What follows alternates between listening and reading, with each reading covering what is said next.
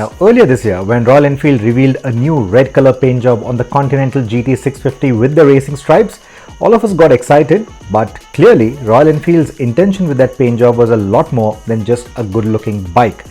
After a plethora of ride events including the very popular Himalayan Odyssey, Royal Enfield is actually going back to racing with this very motorcycle. Racing isn't new for Royal Enfield. In fact, racing isn't new for the Continental GT either. The GT 250 has been a very popular racer back in the 60s, and even in the current times, the new GT 650 has created quite a bit of waves in the arena of performance motorsports. Remember the 2018 Bonneville speed record with the 650? Or how about 2019 when Royal Enfield showed two race concepts that were made with Harris Performance? So essentially we got an idea that they were onto something, and finally they are going back to racing with a one make series which starts this year. They're simply calling it the Continental GT Cup, and the motorcycle is called the GTR 650. So let's first talk about the motorcycle. Now, the Continental GT is of course inspired by the spirit of cafe racing, but this particular championship is going to happen on racetracks. And this bike, well, I did mention the Knot T version 2.0, the one that they built in 2019 with Harris Performance.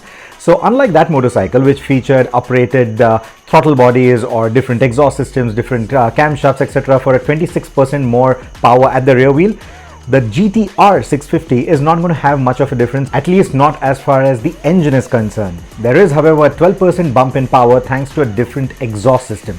They've also changed the suspension setup, made it stiffer. Now, it's not a fully adjustable setup, but it does give you preload adjustment, so they'll be able to adjust the preload as per the weight of the rider that is selected to ride that particular motorcycle. Similarly, to give the rider racetrack ergonomics, the bike also features rear set foot pegs which are lifted slightly higher. They're set more backward for better cornering clearance. It also features different bodywork, which includes a belly pan and a fairing, which aims at giving better aerodynamic efficiency, but I think it also goes with the theme of retro racing that this motorcycle is going to achieve. And while all the images and the video that they've released so far show the motorcycle being shod with the Pirelli Sportscom tires, when the actual race bikes come out, they will be shod with JK Tyre's soft compound racing rubber to make it more track friendly. Can you convert your Continental GT to the GTR 650? Well, it shouldn't be too difficult to do, but at least as of now, Royal Enfield is not officially confirming anything. But who knows, these parts might actually be available on the Make It Yours program. Anyway, moving on to the GT Cup. It will be affiliated with the JK Tyre National Racing Championship. There'll be a total of 4 rounds, and each round will have 2 races. Now, the first 3 rounds are going to happen at the Kari Motor Speedway in Coimbatore, and the last round will happen at the Buddh International Circuit in New Delhi. Each of these races will comprise of 18 racers, and the first 8 racers are eligible for points, the first getting 10 while the 8th getting only 1 point. As I mentioned, there will be 2 races per round, so that's a total of 8 races, and all these points will be accumulated, counted at the end of the 8 races, and then the winner will be declared, or the champion will be declared. Is this a national level championship? Yes, it is. It will be a national level championship. Unfortunately, it will not be televised. So who can participate in this GT championship? Anyone who is over the age of 18. Unfortunately, they are not allowing kids to participate, even if you can ride a motorcycle well. That's a bit of a downer. They should have encouraged that as well, because a driving license is not mandatory for entering in this event.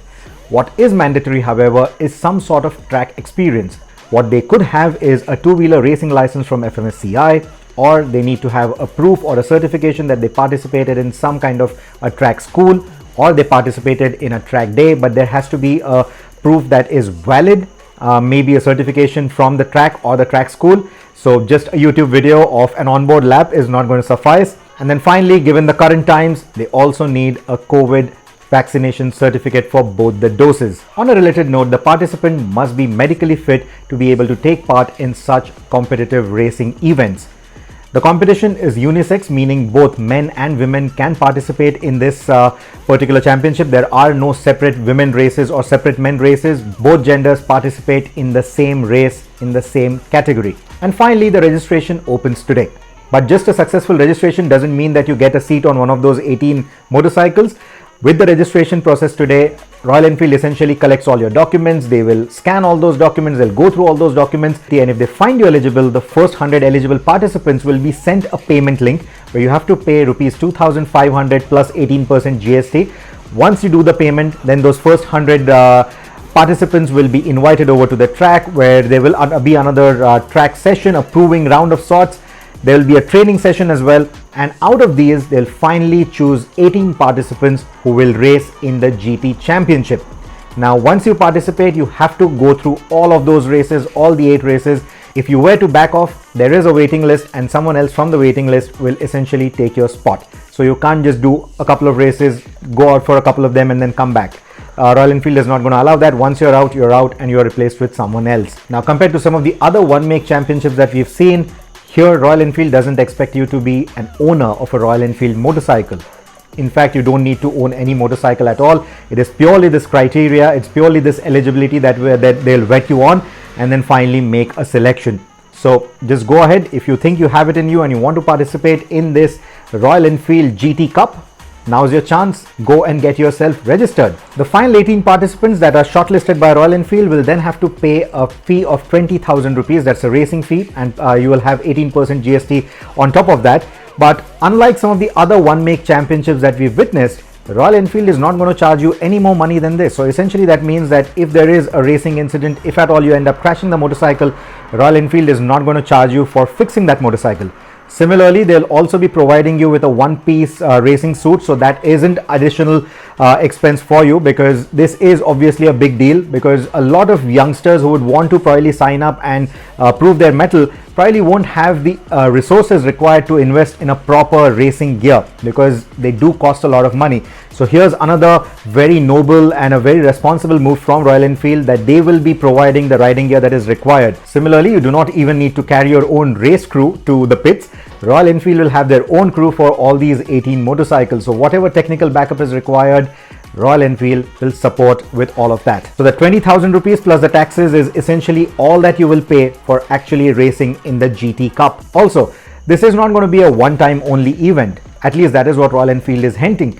As of now, this is the GT Cup 2021, but they intend to come back with the 2022 season as well. So once the 2021 championship is over, Royal Enfield will in fact kickstart their own track racing school. So you can sign up for that, you can get yourself trained for track racing and track riding, and then make yourself more eligible for the next GT Cup.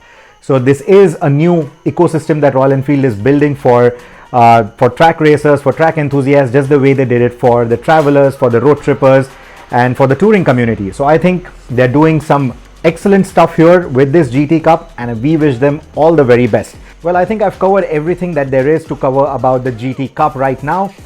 You can head over to the registration page if you're interested in actually participating. That link is in the description below, and that page also has a big list of FAQs that should ideally give you all the answers that you would want. If you would still have some doubts, please come back to this video, put them in the comment section below. I'll join the discussion and I'll try to answer them myself.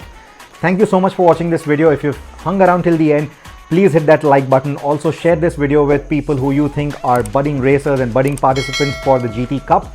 And if you haven't already, please subscribe to the channel. Thank you so much for watching.